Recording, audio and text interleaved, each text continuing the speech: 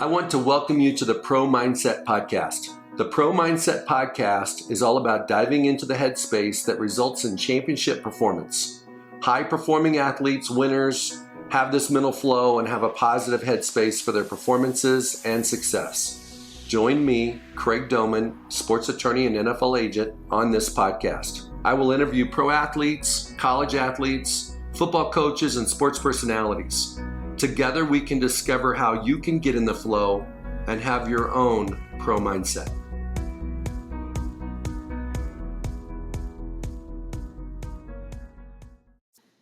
Well, Coach, you talked about the important ingredients for a superstar and for anybody for that matter in the NFL is passion, not being afraid to fail, and preparing for your job. And if you can do that, you're going to maximize your talent. Well, if you don't like your boss or the coach doesn't make it fun, your passion's not going to be as high. That's where the mental side of the game for you, okay, you don't have control of what that seat handles, okay? You only control what you can do.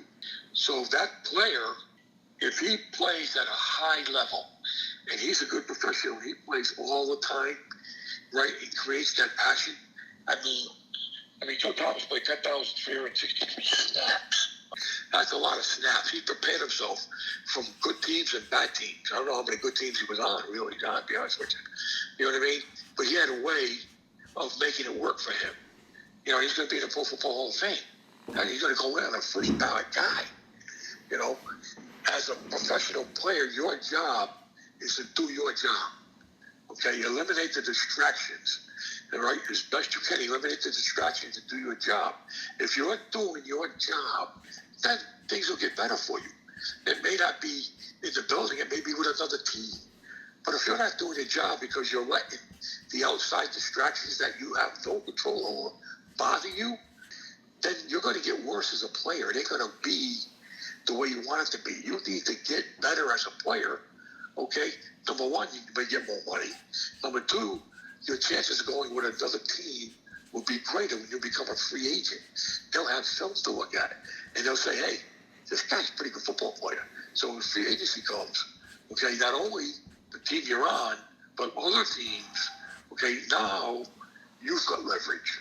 You have the leverage because of the way you played.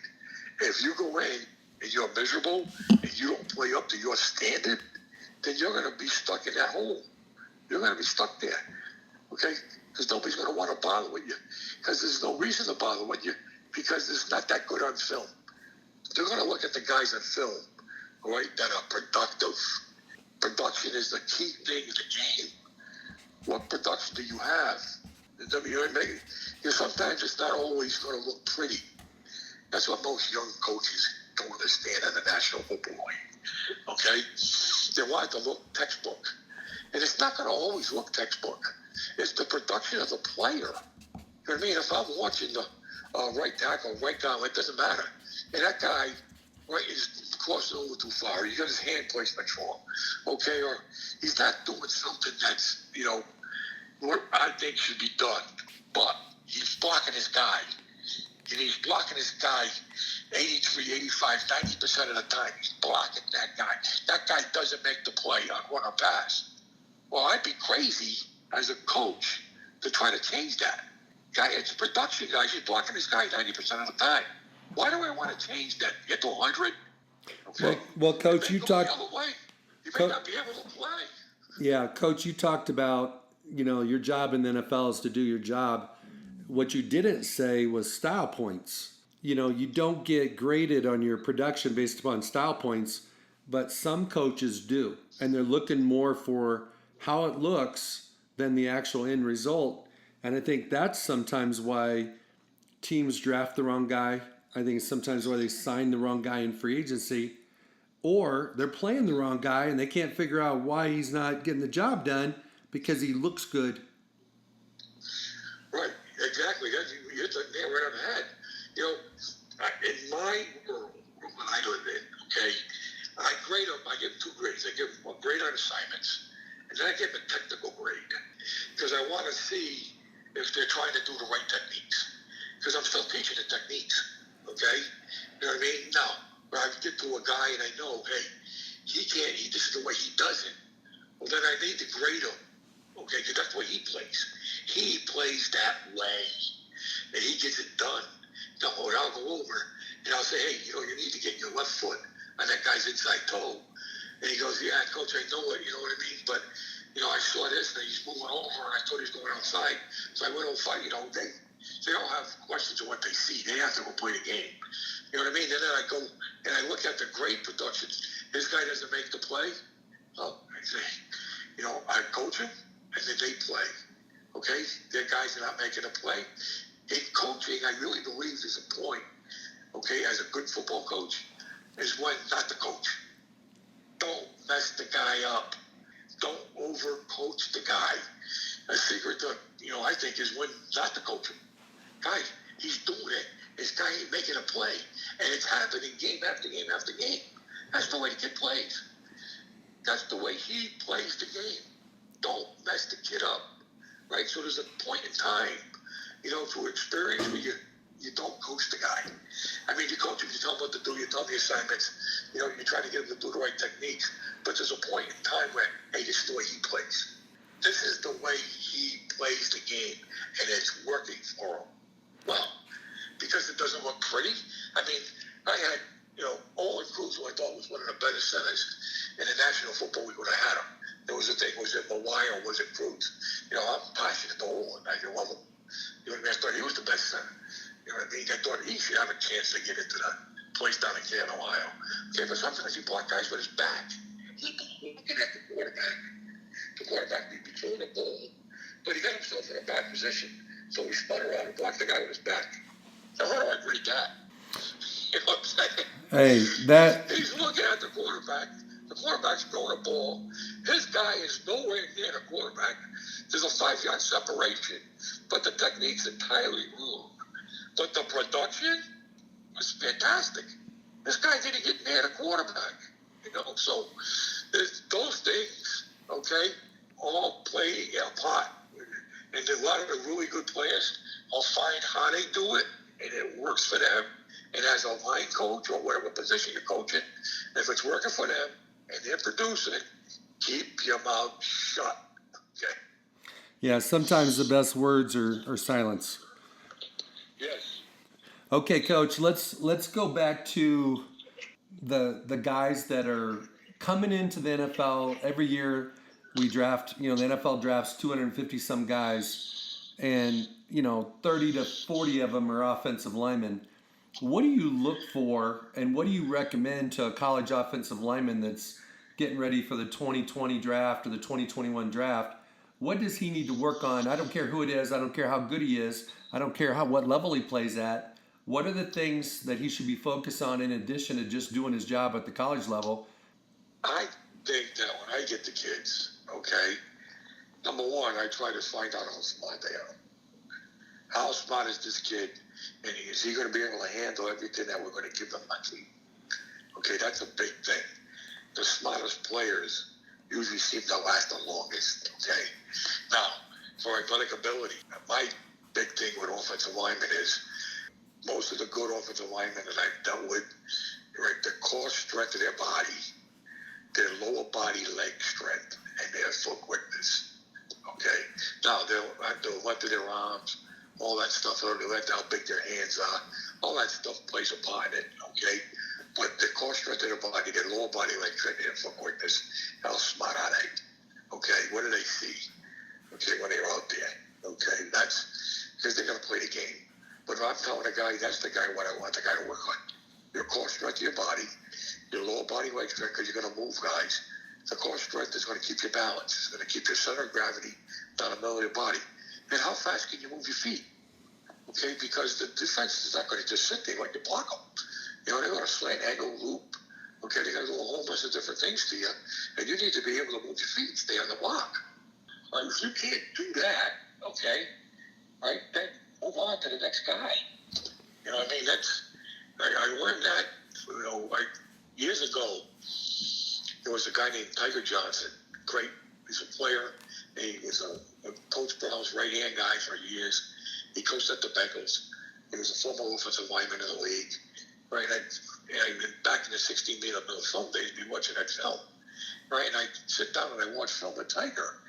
Sometimes he watch one canister, and then he watch a little bit of another, and he put it down. And then I'd say, you like him? You don't like him? Well, how come because I always thought, you had to look at 3-4 films like I know, you do all that stuff. He says, look, if he can't stay on the blocks, okay, why do you want to waste your time with the guy? Move on to another guy. Go to somebody else. Okay, so the key thing about staying on blocks is the core strength of your body. Your lower body leg strength and your foot quickness. If you're an offensive lineman, you're going to be working on those things, okay? And then I think your hands, right? How quick are your hands, okay, like a boxer? Because that's what you're going to end up doing. I keep telling the guys, take boxing lessons. Go take boxing lessons because that's what boxers do. They hit people moving in space with their hands, right? They got to learn how to do that. That would be the next thing.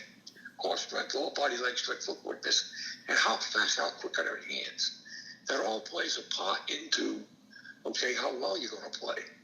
Okay, and then how tough are they? How physical are they? Because you like the physical, tough. You like the physical, tough, smart guys. That's what you would like. Find those guys. They're physical, they're tough, and they're smart. The guy that came out of Notre Dame last year, that was their left guard, that kid. Yeah, he went to the Colts, okay? Yeah. That kid. He's physical, he's tough, and he's smart. Find those guys, okay? But as young guys coming out, you better be looking your core, your lower body leg strength, your foot quickness. They don't make you do that bench press. I still haven't figured out maybe do all that bench press, okay? Because your thumbs are turned in, okay, which weakens yourself, okay? You're stronger when your thumbs are up and out, okay? And you're going to play, and most line coaches are going to teach you how to play with your thumbs out and up, okay, to get your body angles aligned correctly. Core strength, lower body leg strength, okay, and foot quickness. What kind of balance and ability do they have to stay on blocks? Okay, so, and if you can't pass block in the National Football League, then you're probably not going to play. Okay? No doubt. Because those quarterbacks are going to go back there, and some of those quarterbacks are getting paid a lot of money. Okay? And you better be able to keep your guy off the quarterback. Okay? And if you can do that all by yourself, okay, then you can make a lot of money in that league. Okay? If you can block your guy one-on-one, and we don't have to chip, we don't have to slide to you, we don't have to put the tight end over there, we don't have to do any of those things. And you can block your guy one-on-one, okay, one-on-one pass pro, you're gonna be doing pretty good for yourself, okay? And keep those guys off the quarterback. So in the one game, they can help you with double teams. You know what I mean? They can do things to do that. Same things they can help you with the pass game. But if you can do those things by yourself, okay, then they can do other things with the protections and stuff. Gotcha. All right, Coach, share with the audience a funny story, PG, that pops in your head from your days in the NFL coaching. I'm coaching for Sam. And Sam, we got sacked. There was a sack. Okay? And Sam comes down the sideline. And I know he's looking for me to him over the headset. And he's screaming, my nickname is Wiles. And I'm looking at him. He's coming. He's getting closer and closer. So we just got sacked. He said, we just got sacked for an 8-yard loss. And he looked at me and goes, why? I said, well, Coach, we got sacked for an 8-yard loss because he didn't go back 10 yards. If he went back 10 yards, it would have been a 10-yard sack. He says, I'm trying to figure the thing out myself. He just stops and he looks at me and he starts laughing. That's funny. It was a sack. Well, later on, Sam retires. Okay, and he gets a syndicated cartoon column in all the major papers. New York Times, Chicago Tribune, Los Angeles, wherever it is. Okay, and it's called No Hole. And one of the things that was that exact moment, okay, it shows the quarterback getting hit. Okay, it shows Sam on the next field screaming, Wiles. Then it shows him in the next square. He's coming down the sideline. Right now, I'm looking at him, and he's getting closer to me. And then the last caption is what I said. Why'd he go get 8-yard sack? Because then he go back 10 yards. That is crazy. And then some of the funny things that happen in some of the staff meetings is, I tell everybody there's 2 different second and 10s in pro football. And people don't really realize there's 2 different second and 10s in pro football. They're just looking at the down markers. But if you have the headsets on, there are really 2 different second and 10s in pro football. The first one, right, they call it a running play. So play goes in, quarterback gets the ball, turns around, he hands it to the tailback. Okay, tailback runs into the line of scrimmage, pow, gets stuffed, no gain. And all of a sudden, over the headset, you hear, Wiles, we're not moving anybody. Nobody's coming off the ball. We're not blocking anybody. What's going on out there? Now, maybe the only fourth play of the game. Tell me that in the fourth quarter. Don't tell me that's the fourth play of the game. Okay? So all that stuff, you hear all this noise over the headset. All these things going on. Get those guys going. So, next time, get the ball, next sequence of downs, 1st and 10, right? Quarterback drops back. He's got the ball snap. He's coming back away from the line of scrimmage with the ball. All right? He throws the ball 6 yards over the receiver's head, incomplete. Nobody says a word. Just dead silence on the headsets. Now, is that 2nd and 10 different than the other 2nd and 10? Nope. Right. But if you get the headset on, it sounds entirely different. You know what I mean? I always like working with Sam, and he had the heart transplant. You know what I mean? And he got the heart transplant. He had like 1 day left before they were going to put him in hospice. And, he got a heart, and he's working for him. God bless his soul.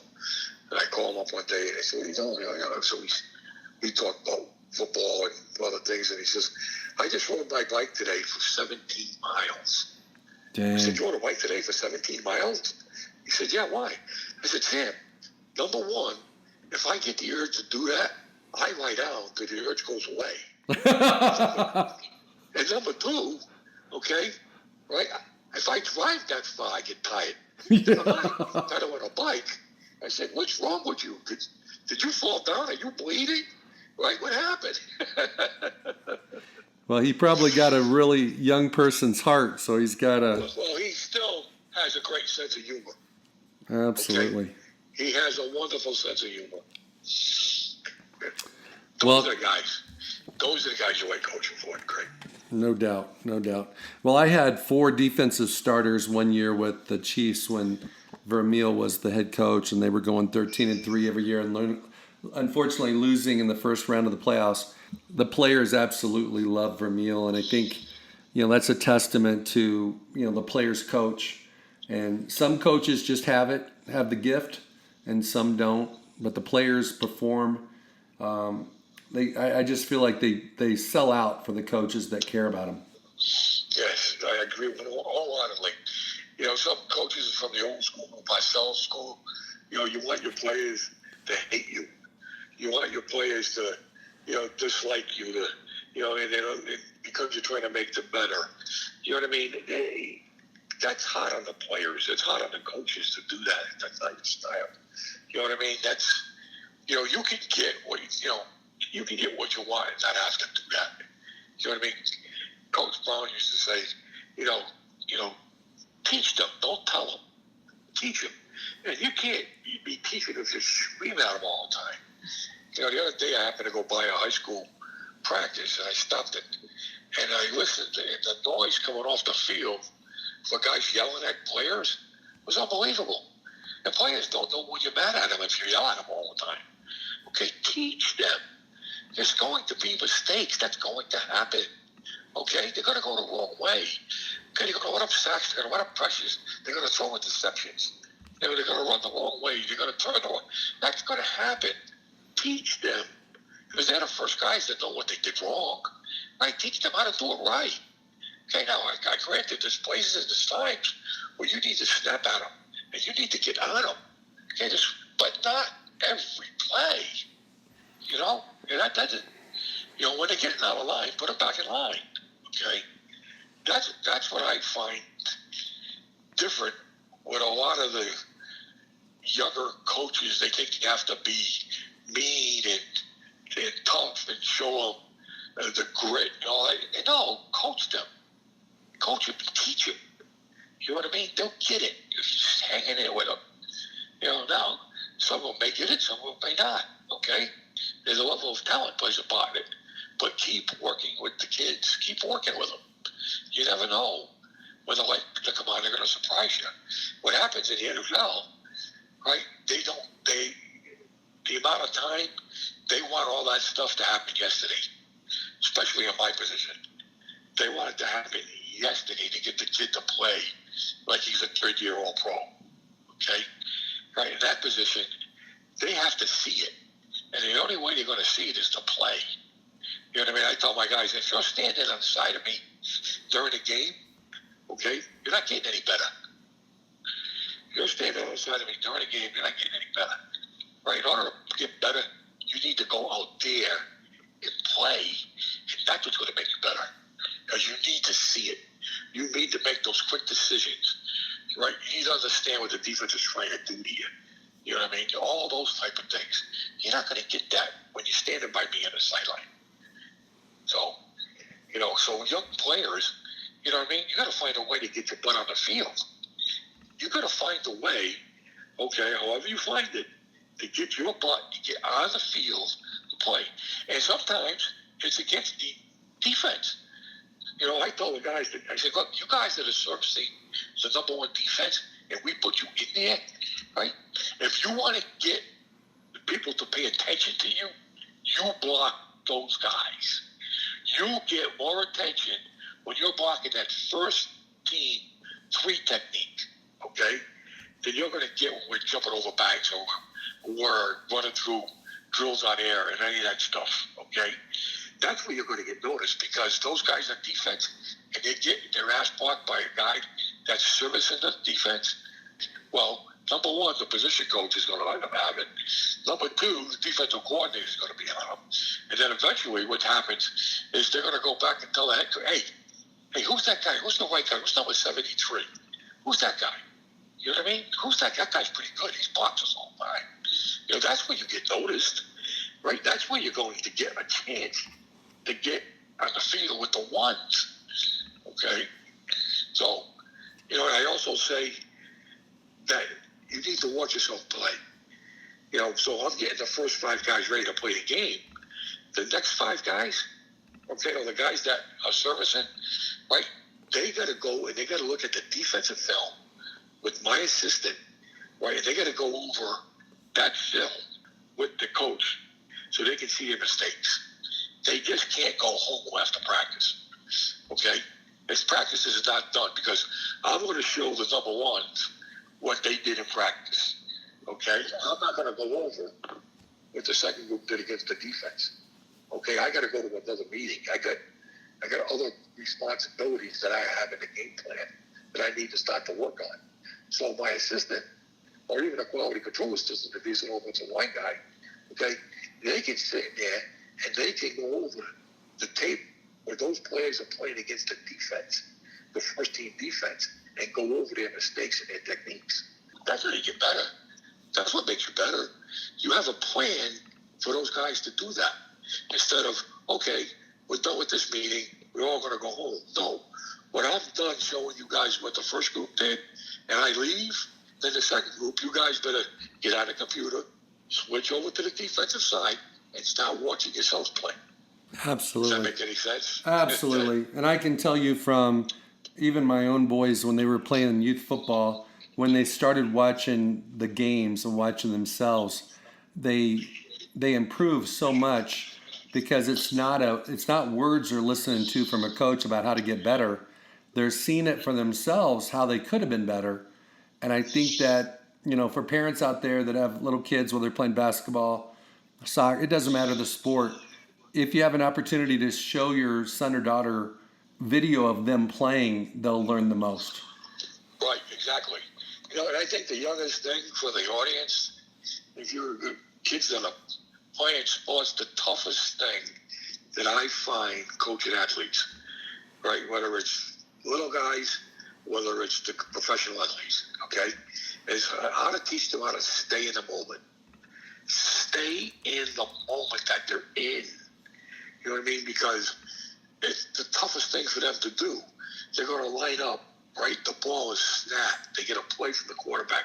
They go to the line of scrimmage. The ball is snapped, okay? They're blocking their guy, okay? So they lose. The guy beats them. Now they come back to the huddle. Now the kid should be trying to figure out what he did wrong, but he needs to get rid of that play. There's a point in time where he has to let it go. He can't let it fester inside of him because the guy beat him. Because we may not ask him to block that guy. We could set him out on a screenplay. We could pull him on a trap. We could do other things with that guy. You know, he could be a lead guy for a quarterback on a bootleg. You know what I mean? So now you haven't seen that guy in 3 plays.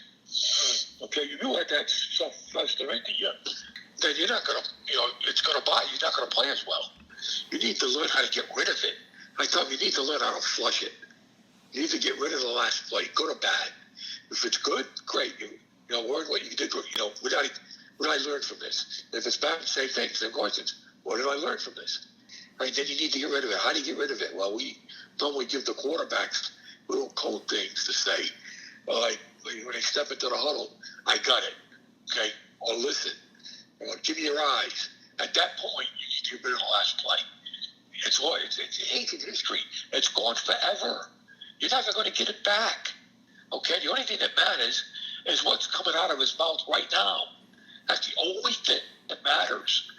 Right? And we don't know what the next play is going to be. The only play that you know is what he's calling right now. So that you have to learn to stay in that moment. Okay? And that's the toughest thing to teach him. Toughest thing. So I think some of the pro golfers do it the best. They hit a bad shot. Well, they walk up to the ball when they're ready to hit the next shot. That last shot is gone. Right? They ain't worried about that anymore. The only thing they're worried about is hitting the next shot. Okay? If they're worried about that last shot, they're probably not going to play very well. I think if you got young children and they're playing sports, okay, the best thing you can teach them is how to stay in the moment, guys. How to focus and stay in that moment that's happening right now, right? And and after that play's over, right, you're like a batter. Right, the batter gets up. He's going to play baseball, right? The batter gets to the plate. Okay, he swings and he strikes. He gets the strike. Okay, he needs to fucking learn from it and forget about it because he's going to hit the next pitch. The next pitch is coming. Whether it's a ball or strike, that next pitch is coming. What am I going to do with this next pitch? Okay. So he has to reset the mechanism and stay in a moment for the next pitch. Right? That's what you got to teach young athletes. Right? That's what I have to teach the guys I coach. Same thing. I think that's the toughest thing to teach them. How to learn to stay in the moment. Okay? And get rid of the last play. And when does that occur? When does that transition occur? Right? So I don't know if that's good or bad, if that helps you or not, Greg. That helps a lot. Hey, Coach, I want to thank you. I think we're good. I want to thank you so much. Thank you for listening to this episode of Pro Mindset. If you enjoyed this podcast, please subscribe, rate, and review this podcast. 5 stars, of course. You can follow us on our website, ProMindsetPodcast.com, or on Instagram, Twitter, and Facebook at Pro Mindset Podcast. Thank you so much for listening. We'll see you the next time.